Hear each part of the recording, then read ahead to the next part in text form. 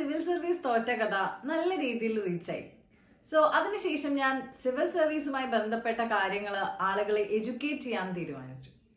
അതുകൊണ്ട് തന്നെ ഈ വീഡിയോയിൽ നമ്മൾ ഒരു വ്യക്തി അല്ലെങ്കിൽ ഒരു ഉദ്യോഗാർത്ഥി സിവിൽ സർവീസ് പ്രിപ്പയർ ചെയ്യുന്നതിന് മുൻപേ എന്തൊക്കെ കാര്യങ്ങൾ അറിഞ്ഞിരിക്കണം എന്നാണ് ഈ വീഡിയോയിൽ നമ്മൾ ഡിസ്കസ് ചെയ്യാൻ പോകുന്നത്. ആദ്യമായിട്ട് നമുക്ക് നോക്കാനുള്ളത്, ഓരോ ഉദ്യോഗാർത്ഥിയും ഡിഫറെൻ്റ് ആണ്.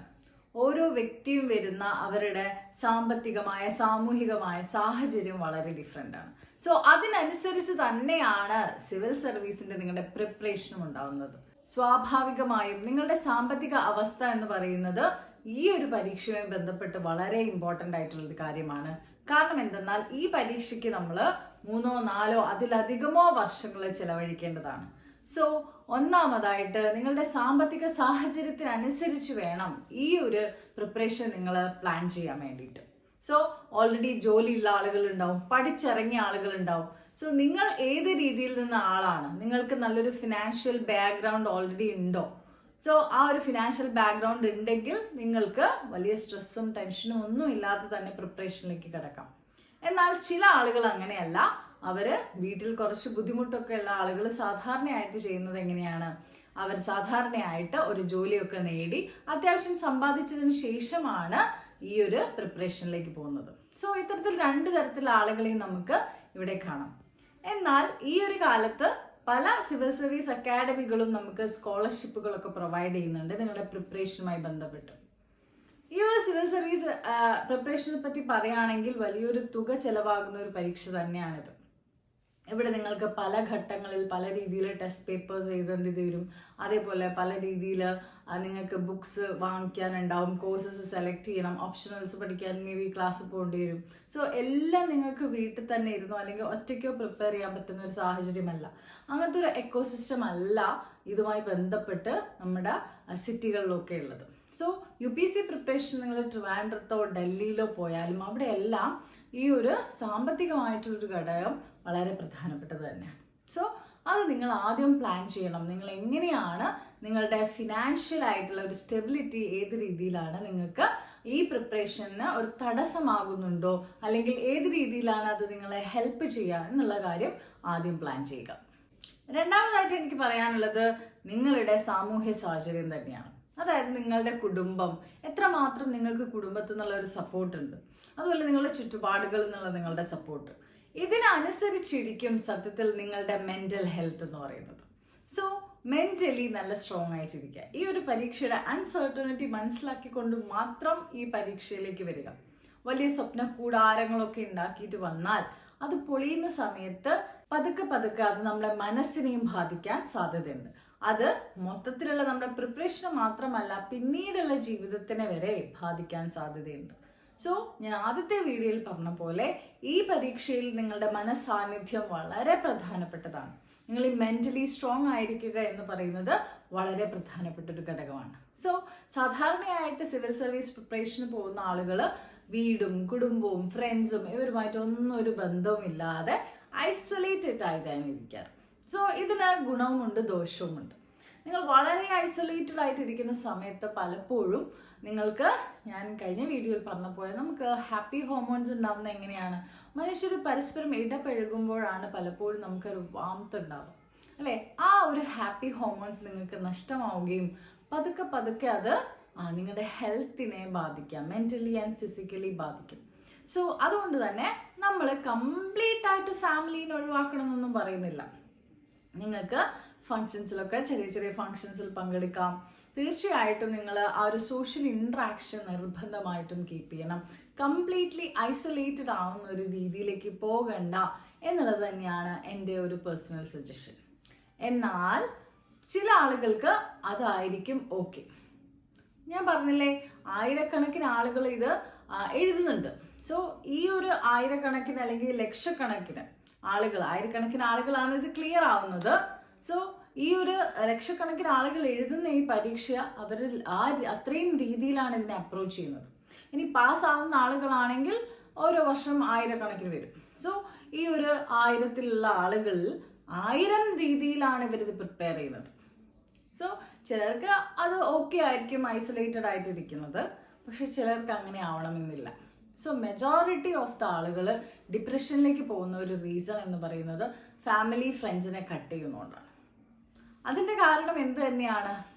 കുടുംബക്കാരും ഫ്രണ്ട്സും എന്തെങ്കിലും ആയോ, നീ കുറെ കാലമായല്ലോ ഇതിന്റെ വഴി നടക്കുന്നു. സോ അവിടെ നമ്മൾ ഫെയിലിയറിനെ ഭയപ്പെടുന്നത് കൊണ്ടാണ്, അല്ലെങ്കിൽ ആളുകളുടെ ചോദ്യത്തെ ഭയപ്പെടുന്നത് കൊണ്ട് തന്നെയാണ് നമ്മൾ എന്ത് ചെയ്യുന്നത്? ഇത്തരം ഫങ്ഷൻസിന് പോവാതിരിക്കുക. ചില ആളുകൾ നാട്ടിലും വീട്ടിലും പറയാ പോലും ഇല്ല ഈ ഒരു പ്രിപ്പറേഷനാണ് വന്നിരിക്കുന്നത്. സോ അങ്ങനെ ചെയ്യുന്നതുകൊണ്ട് കുഴപ്പമൊന്നുമില്ല. സോ ഈ രീതിയിൽ നിങ്ങൾ ഓവറായിട്ട് ഇതിൽ കൺസേൺ ആവണ്ട. ഈ ഒരു എക്സാമിന്റെ അൺസർട്ടനിറ്റി എല്ലാവർക്കും അറിയുന്നതാണ്. എഴുതുന്ന എല്ലാവരും പാസ്സാവുന്ന ഒരു എക്സാം അല്ല. ഇനി ഇത് ഫെയിൽ ആയെന്ന് വെച്ച് നിങ്ങളൊരു മണ്ടനായിട്ട് നിങ്ങൾ എവിടെയും പ്രഖ്യാപിക്കുന്നുമില്ല. കാരണം നോളജ് അല്ല, ഞാൻ ആവർത്തിച്ച് പറയുകയാണ്, ഈ പരീക്ഷയുടെ അടിസ്ഥാനം എന്ന് പറയുന്നത് നിങ്ങളുടെ നോളജോ മറ്റു കാര്യങ്ങളോ ഒന്നല്ല.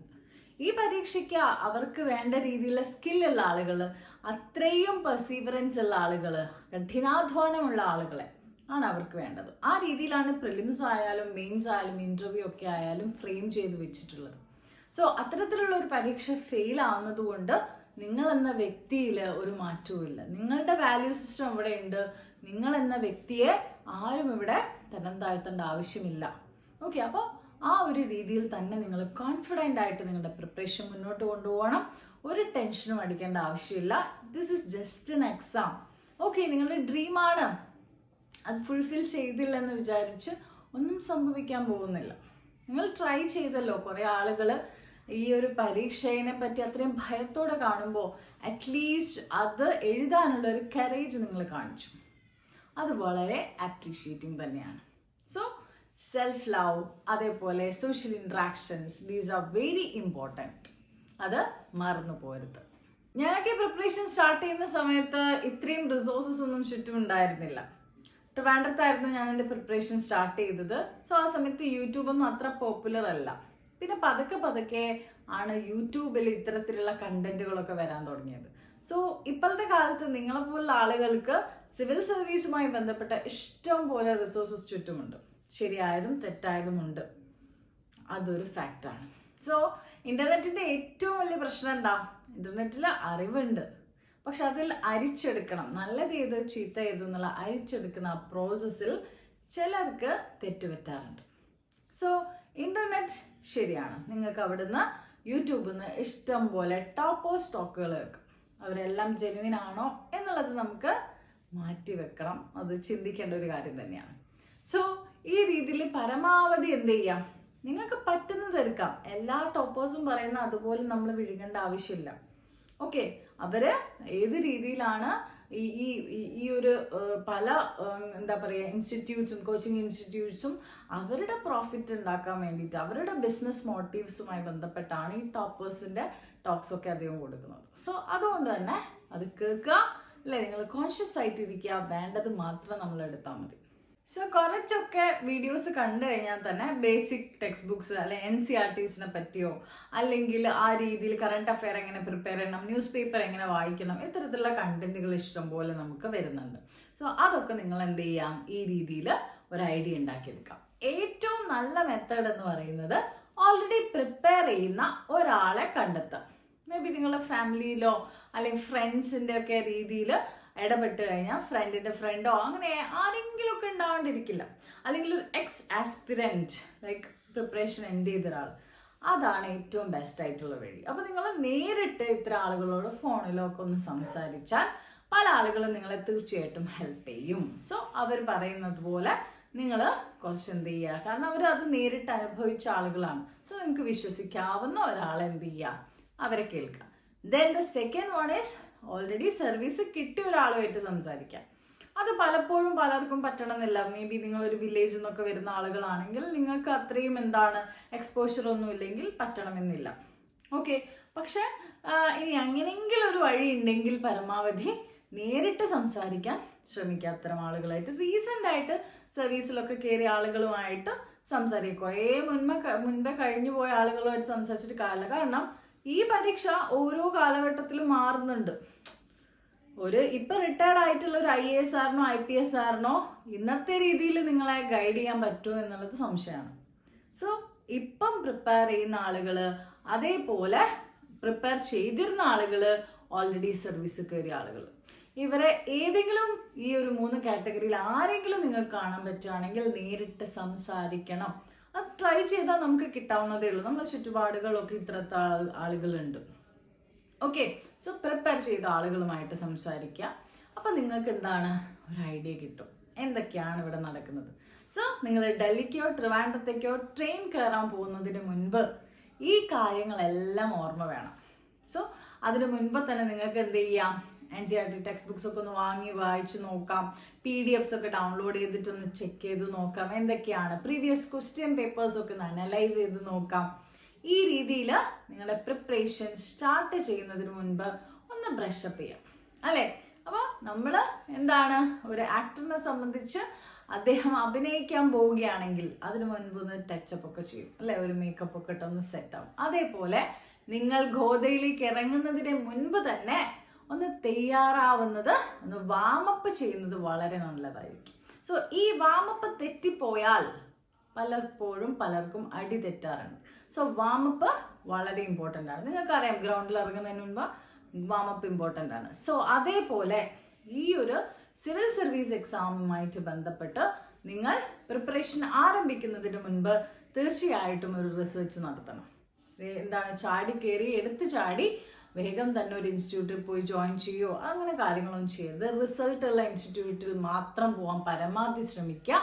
അതേപോലെ നിങ്ങളുടെ പ്രിപ്പറേഷൻ ഓൺലൈൻ ഓഫ്ലൈൻ എന്നുള്ള രീതിയിൽ ഏതാണ് നല്ലത്, വീട്ടിലിരുന്ന് പഠിക്കണോ അതല്ല ട്രിവാൻഡ്രത്തും ഡൽഹിയിലും ഒക്കെ പോകണോ, ഇത്തരം ചോദ്യങ്ങൾ ഉണ്ടാവാറുണ്ട്. ഈ ചോദ്യങ്ങൾക്കും എനിക്ക് പറയാനുള്ളത് അത് ഓരോ വ്യക്തിയെ ഡിപ്പെൻഡ് ചെയ്യും. പക്ഷേ എൻ്റെ പെർസ്പെക്റ്റീവിൽ ആസ്പിറൻ്റ് ആയ സമയത്ത് എനിക്ക് ഏറ്റവും കൂടുതൽ ഹെൽപ്പ് ചെയ്തത് പിയർ ഗ്രൂപ്പ് തന്നെയാണ്. സോ സിവിൽ സർവീസ് പ്രിപ്പറേഷനിൽ ക്ലിയർ ആയ വലിയൊരു ശതമാനം ആളുകൾ പിയർ ഗ്രൂപ്പിൽ പഠിച്ചിരുന്ന ആളുകളാണ്. ഗ്രൂപ്പ് സ്റ്റഡി ഏറ്റവും കൂടുതൽ ഹെൽപ്പ് ചെയ്ത ആളുകളാണ്. സോ നമ്മൾ ഒറ്റയ്ക്ക് ഇരുന്ന് പഠിക്കുമ്പോൾ നമുക്ക് അതിൻ്റെ കോമ്പറ്റീഷൻ ലെവൽ പലപ്പോഴും മനസ്സിലാവില്ല. എന്തൊക്കെ പഠിക്കണം, എന്ത് പഠിക്കണം, നമ്മൾ വിചാരിക്കും ശരി ഞാൻ പറയുന്നതൊക്കെ ശരിയാണ്, ഞാൻ ഓക്കെ ആണ്, കോൺഫിഡൻ്റ് ആയിട്ടിരിക്കും. പക്ഷേ ഇതൊരു കോമ്പറ്റീറ്റീവ് എക്സാം ആണ്.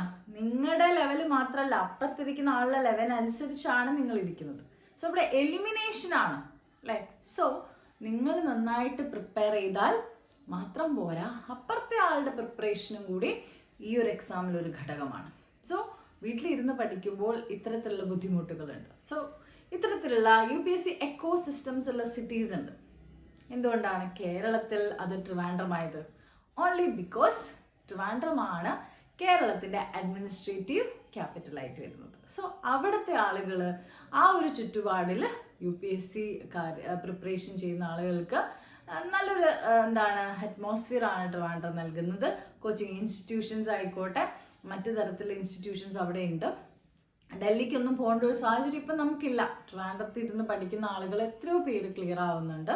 സോ നിങ്ങൾ ഈ രീതിയിൽ ട്രിവാൻഡ്രത്തേക്ക് ട്രെയിൻ കയറുന്നതിന് മുൻപ് ഈ കാര്യങ്ങളൊക്കെ ഒന്ന് എന്ത് ചെയ്യാം, ഒന്ന് വാമപ്പ് ചെയ്തതിന് ശേഷം പോവാം. ഓക്കെ, സോ ഇനി എന്തെങ്കിലും ഡൗട്ട് ഉണ്ടെങ്കിൽ comment below and thank you for watching.